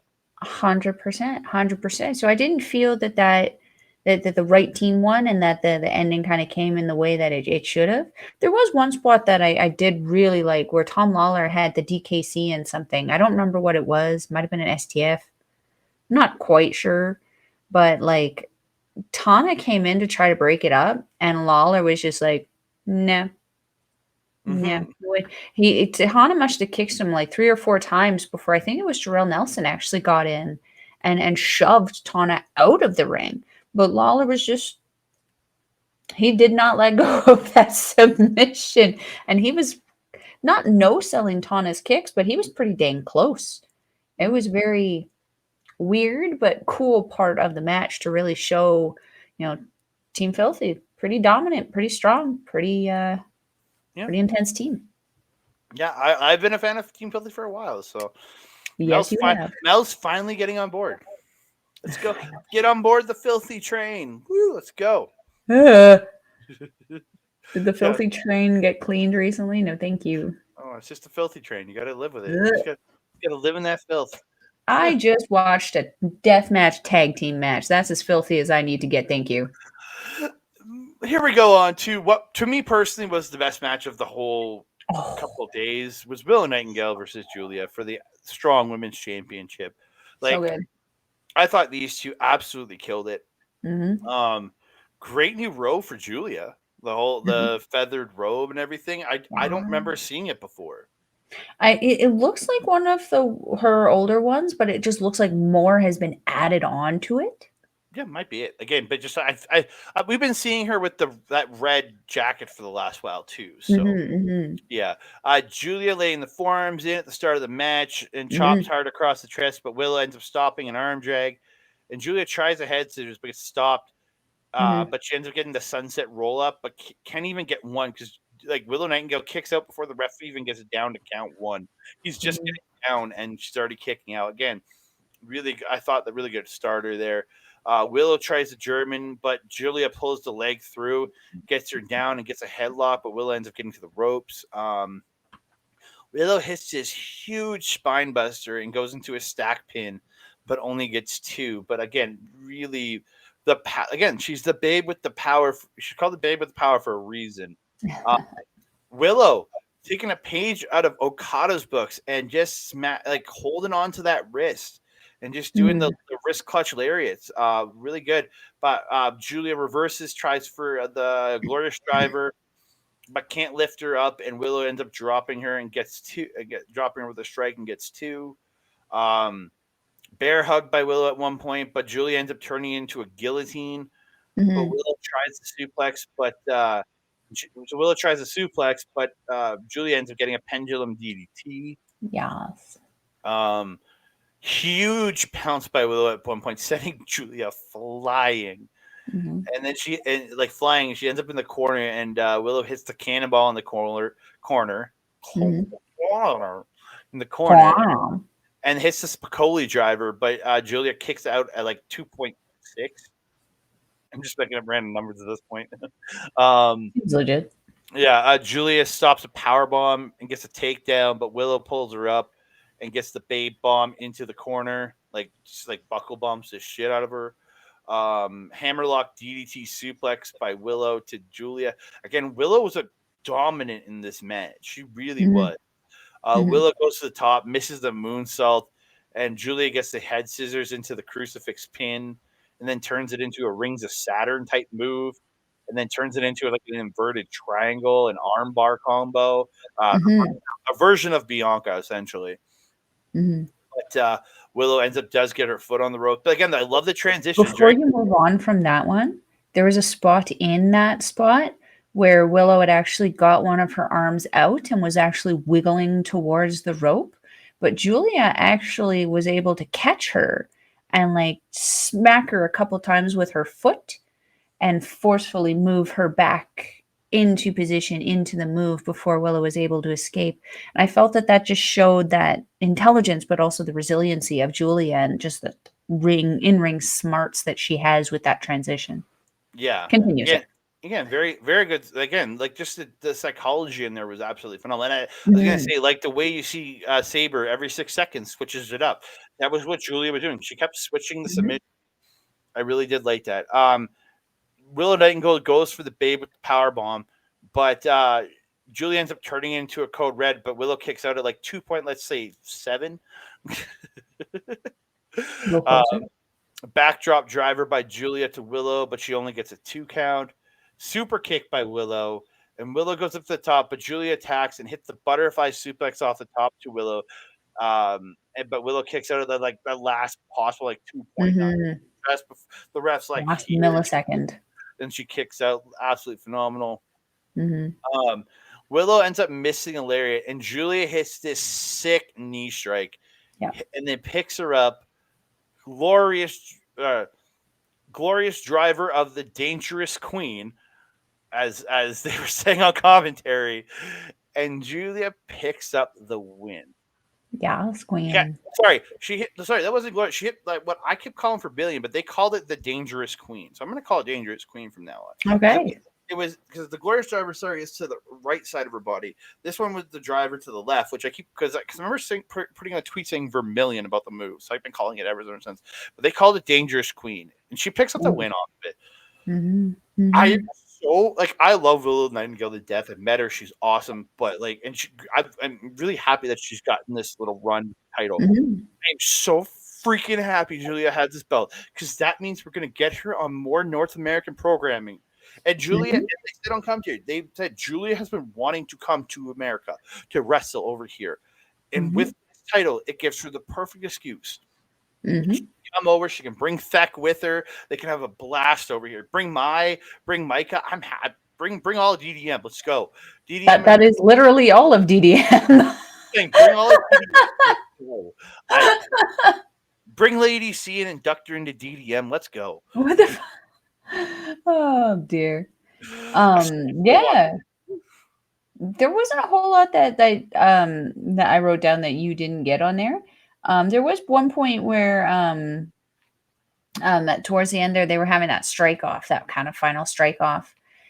Julia managing to win the strike off, but then being flattened by not one but 2 lariats from Willow Nightingale, which is so good. She's so strong. But Julia, man, the Japanese women here, I mean, Kash Misaki, another one, just known for their resiliency and their inability to stay down once put down. And Julia showed out for this one. That was a good win for her. Nice to see another double champion. There we go. I'm very happy. I love, Mhm. again, I will never hide my love for Julia. I love this woman. I think she's absolutely phenomenal. I can't wait for her to win another 5-star Grand Prix 2 years in a row. Let's go. Get her your belt back. Pin Tam. Let's get your belt back. But yeah, absolutely phenomenal match. And they did have a bit of a sign of respect after the match. Mhm. Because and then Willow actually got hurt out in this match because She she did was look like she was nursing an arm. because she was supposed to wrestle on Saturday at Collision, but they end up cutting a promo on the show saying their match was delayed a week to let's see if she can heal up in time so that she's gonna face Athena on uh, Mhm. Friday's Rampage. But And yeah, speedy recovery to her. yeah, I hope so.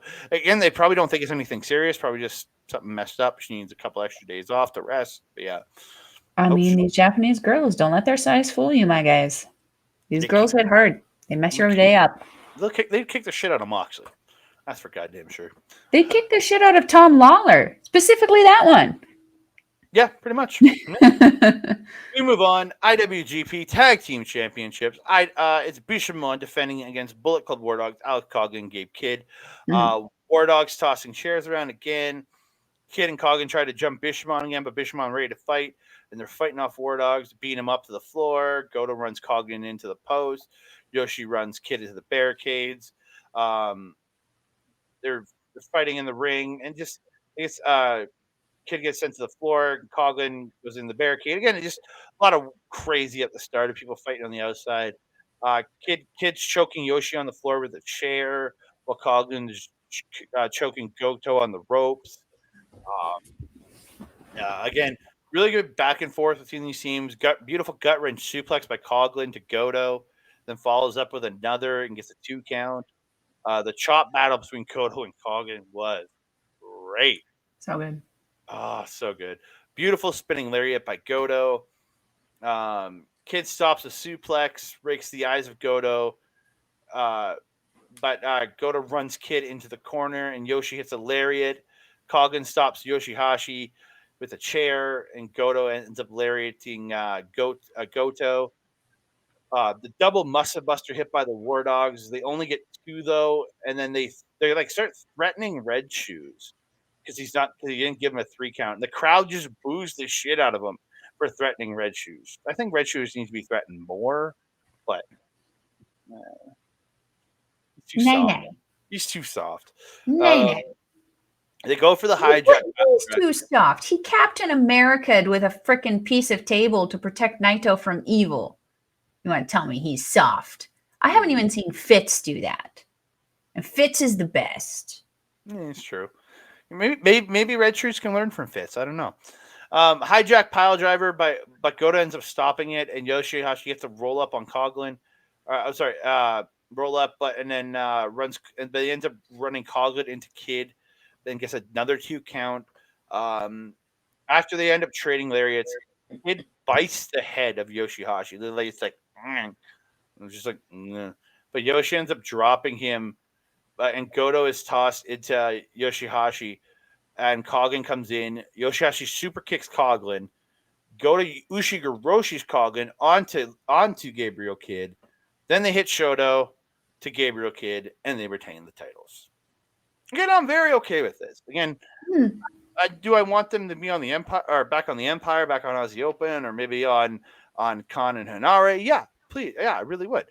But I really didn't want to see War Dogs take both sets of titles. Same. They didn't need both of them. No. And for me, I don't know if you got the same vibe. Like, I enjoyed this match, but of this one and the one for the NJPW Strong titles, I actually enjoyed the Strong titles match more. I just felt that they didn't. The War Dogs didn't have the fire in this match that they had the night before, which I think led to Bishamon being able to retain. Yeah, I did enjoy the first match better. Mm-hmm. Mm-hmm. Yep. Yeah, I don't have anything to add on this. I like I said, I liked the one the night before better. Yeah. So 7 main events of the evening. In reality, the main event of the evening, because I don't like what the main event was, it's the New Japan Strong Openweight title match. Kenta versus Mhm. Eddie. The premise is, we're not the biggest Eddie Kingston fans here. No. But I will give it this. This is one of the best Eddie Kingston matches I've seen since probably Ishii, the match with him and Ishii last year. This is probably one of the best Look at the Kingston common denominator in that. Japanese wrestlers. Both men, like at the start of this match, just looking intense as fuck, though. Like staring each other down. Kenta hitting a hard slaps to Eddie. And they keep goading Eddie, and Eddie chases him around the ring. So Kenta gets back in and ends up stomping on Eddie. But Eddie gets a suplex and it hits a chop, sending Kenta to the floor. I wrote Kento for some reason. I guess I'm terrible at typing too. Wrong dude. He doesn't have the shoulder pads. Yeah. Kenta ends up dodging on the floor, and Eddie chops the shit out of the post. Oh yeah. Oh, I hate when people do that because I'm like, God, damn it, because he didn't pull that hit. Kenta wouldn't want him to. Oh, Jesus. It's Kenta. And then I'll say this: Eddie did a really good job of selling the chops. Like every time he chopped Kenta, he would go and he would shake his hand, like sell the injury from the post. So I did quite enjoy the sell he did on with his hand. Eddie getting a sleeper on Kenta, but Kenta grabs the ref, and Kenta ends up grabbing something from the floor. But Kenta makes Eddie look like he's cheating to try. But the ref is just like, what the hell, and gets distracted. So then he runs Eddie into the ref in the corner, and then hits a DDT on Eddie. Again, great heel tactics from Kenta. I mean, Bullet Club.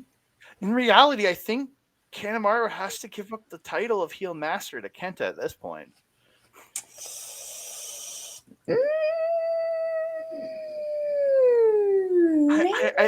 I think so, because Kenta's got some great heel tactics here. I mean, he does. Yeah. But can he do a satellite DDT like Yoshinobu Kanemaru? Now, this is a really great spot to because Kenta's been coming out with 2 belts both these nights. His New Japan Strong title and his Defy Wrestling title, which is not too far from us in Seattle, Washington. So correct. Yeah. He had just recently won this back in June. So so Kenta grabs the title, the Strong title. But Eddie gets the knee to the midsection, picks up the belt, but ends up giving it to the ring guy. So Kenta slides out, grabs his Defy title, and comes and smokes Eddie in the face with it. Again, great tactics to the belts by using one belt and realizing and he's distracted, get the other one. I really did like the fact that he had the second belt to do that with. This was a scoring match. Yeah, Kenta goes up, hits a coup de grace, as I like to call it. It's a double foot stomp, but only 2.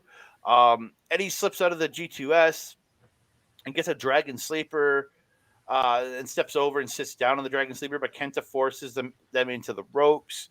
Hard chops to the head and neck of Eddie by Kenta, just cracking him. And hits the Biseiku knee, but Eddie does kick out that 2.9 spot. The G2S is blocked again by Eddie, and Eddie hits an enziguri, and after some Kenta slap chop, 2 spinning back fists. Eddie hits 2 spinning back fists, but Kenta kicks at that 2.9. They trade a bunch of shots, and then a huge lariat by Kingston, but again he only gets a 2 count. Eddie gets kicks to the head of Kenta, hits a spinning back fist, and then picks him up. Hits the vertical drop brainbuster, and he gets the win. Eddie Kingston is your new Strong champion. I know Mel is very happy about this one. As you can tell by the look on my face. Yeah. You know, as long as he actually does something with it, as long as he defends it on Strong shows, as long as he defends it against decent people deserving of it, I don't want to see no freaking Cutie Marshall from fucking AW fighting for this. Sweet baby Jesus, I will lose my shit. He needs you may see that on like an AEW or something, but he needs to do better with this title than John Moxley did with the US title when he freaking kidnapped it and then like put it in his closet and forgot about it over COVID. Mm-hmm. I If agree. he can do that, I will have a new level of respect for Eddie Kingston. I won't talk so much shit about him. Yeah. But in the meantime, man, Again, I've never been a big fan of his wrestling. His it's promos a are drunken fist to me. That's all it looks like. It's like when you go into a freaking Mortal Kombat game and pick Bo Raicho. Who picks Bo Raicho? who's Baricho? Exactly. I don't even know who that is. He's the drunken fist guy. I need to talk to Mike and figure out who Baricho is. I'm pretty. Jesus. Oh gosh, I really hope that that's his name because I'm gonna look real stupid if it isn't. I'm pretty sure it's show. I'm pretty sure it's Bo Raicho. You're pretty show? I'm for show. For show. So You're all let's about move show. on from this mess. Again, I thought like one of the best Eddie Kingston matches I've seen. I thought If I had to pick, yeah, like that's him only because and I like Penta. but I thought they both did a really good job in there, and they had Oh, a yeah. good match. Again, It was better than the main. and I think Eddie, if you put him with the right people, will have good title defenses for New Japan Strong. Just please put him with the right people. I don't think you're gonna get. I don't think we're getting a QT Marshall. Maybe on AEW, but not on the Strong shows. You're not getting a QT Marshall to Vince. It can't be anybody lesser. Like it can't be mid card people. It needs to be the Adam Coles. It can't be the Cutie Marshalls. I would love to see him and Rosser tune it up because I think that would be a good match. Because I like Rosser, I really do. Maybe. Yeah. Rosser is hit or miss. Sometimes he'll have a really, really great match. Sometimes it's like that audio. Sometimes maybe good, sometimes maybe shit. And here comes the shit. Yeah. Fuck. I'm sorry. I didn't like this at all. Again, I respect the guys for putting their bodies through to entertain people that love this shit. I just don't like it. Would you like to hear my notes on this? Go right ahead. You probably got better ones. I Not a fan. Spent most of the time hiding my face. Why is there barbed wire? Why is there a cheese grater? Why is there barbed wire? Why is there so much barbed wire? Yuck. Those are my notes. Yeah. So there's forking. There's a. There was a bouquet of flowers. Yeah, but that. And the referees or the announcers are saying that both these men's they're cut like the cuts that they got the night before are being held together by super glue. And it's just like That's just great. That's just yeah. So Mox, sexy. there's a good spot where Mox puts the chairs together on the floor and suplexes Despy into them. Again, hardcore spot, but was actually kind of impressive to me. Yeah, Didn't he do the chair thing too with his leg? Stomp the chair in the rope, Pillmanizing him as the announcer's saying. Mox ends up getting Desperado's guitar, and he hits Desperado with the guitar. Yeah. And then stabs him in the neck with it, with the neck of the guitar. Seems safe.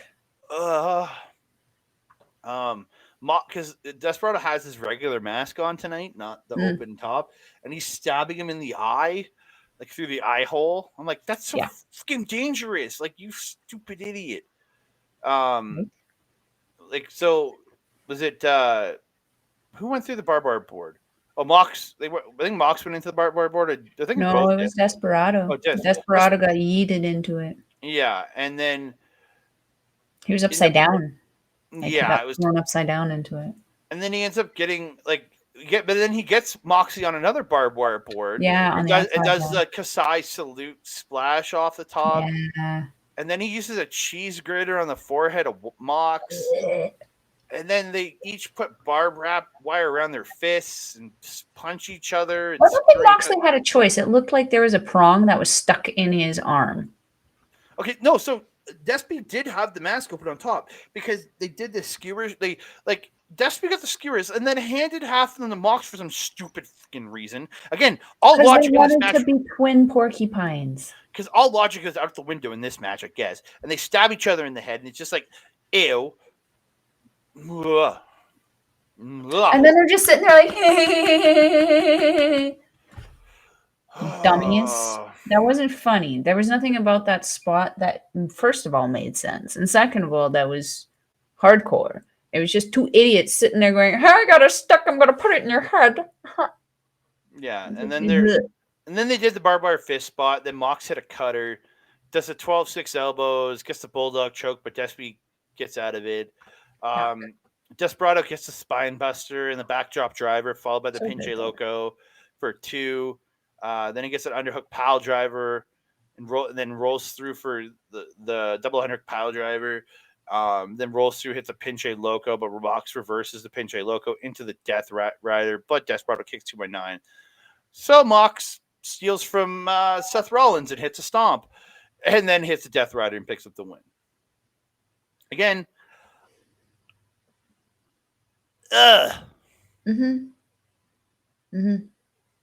Like, again, this was another match where as soon as I saw things starting to happen, I would start to like, why?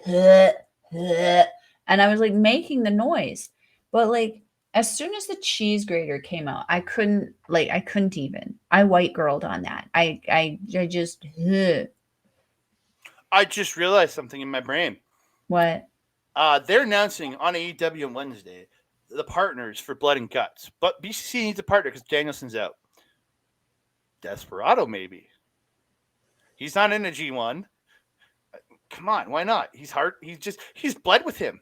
You know what? At this point, I just want to see more Joshi wrestlers in America so that some of these American guys like us can actually start talking with some knowledge about Joshi wrestlers. So yeah, I send Desperado as tribute. Well, this isn't Joshi. This is Puroresu. Joshi's the women's side, but whatever the fizzity yuck. Yeah, but honestly, it just dawned on me right now. Desperado should be the goddamn partner. I want Tom Lawler to be it, but this would be awesome because they've bled together, and that's the whole BCC thing. He's kind of a lone wolf right now because like Suzuki's not really around, and like Ren Narita's kind of piss boying with Shota right now. But BCC's whole thing: if you want to join us, you bleed with us. That has been their motto. Desperado has now bled with him. The other option is Homicide, who has bled with him. Like, they bled together. If I had to choose between Homicide and Desperado, I would rather see Desperado. Oh, yeah. But I'm saying these options are just dawning on me right now, and I talked about it on Sunday. I can't believe I didn't realize these on Sunday. God damn it. I hate myself.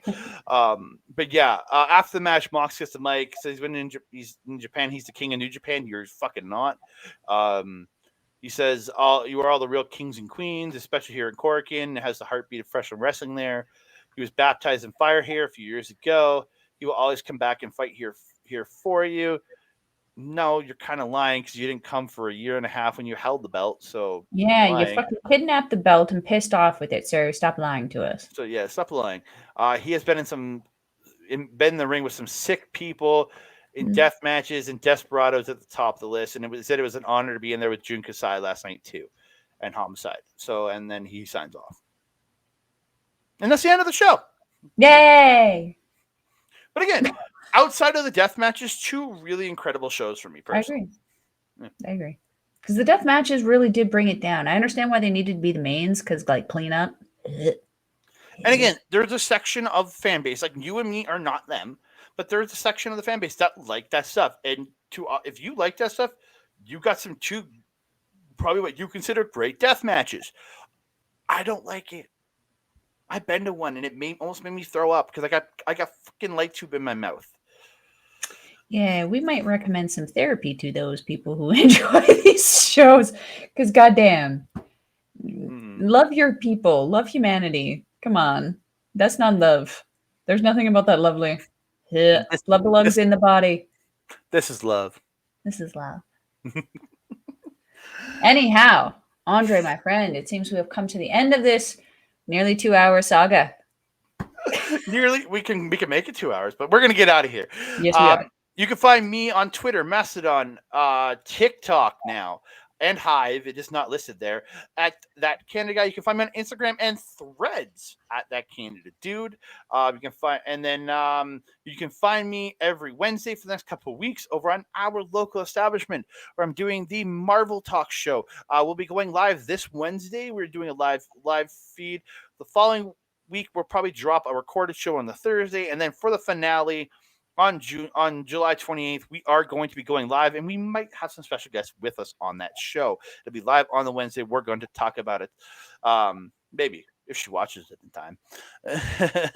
But yeah, we're lots of great stuff coming out over there. But yeah, me and Ed are gonna have Marvel Talk for the next couple of weeks, so please check us out over there at youtube.com/at our local establishment and twitch.tv/at our local establishment. And you could also find us, you might be watching us right now, right over here on Backbreaker Video. If you are, please give a like and a subscribe to the channel. Mike is doing some phenomenal stuff there. And if you want some other great stuff from Mike, you can check him out at twitch.tv/Mike the Ref for all his live great gaming content every Wednesday. He does the Dynamite Watch Along, lots of great stuff there. And then you can also find all his gaming stuff put up at youtube.com/at backbreaker_gaming. There's him. There's PJC. There's Rick Jules. Lots of great. He's got his fight club going where they're playing fighting games against each other now. Again, lots of great content there, and I highly, highly, highly recommend it. Melball, where can they find you? If you're wanting to follow a Melball, you can find her on Twitter at Collins Melball, or you can find her on Mastodon, TikTok, Instagram, Facebook, and now that Blue Sky thing at Melball Collins. You can also find us on our, where is it? At Facebook fan page there, Andre Melball's Wrestling Talk. You can catch me on our local establishment's original programming, Paramindful, every couple of weeks on Mondays. We just dropped a episode this week on Bigfoot. You want to come by and hear the gold standard Carl Carofel and Alex Werewolf and I break down all that spooky yuki-ish. You can also catch me on Astro Pizzoro's YouTube channel, Ladies Wrestling Showcase. We're going to be recording an episode sometime this week, because your girl, yeah, she's chaotic over here.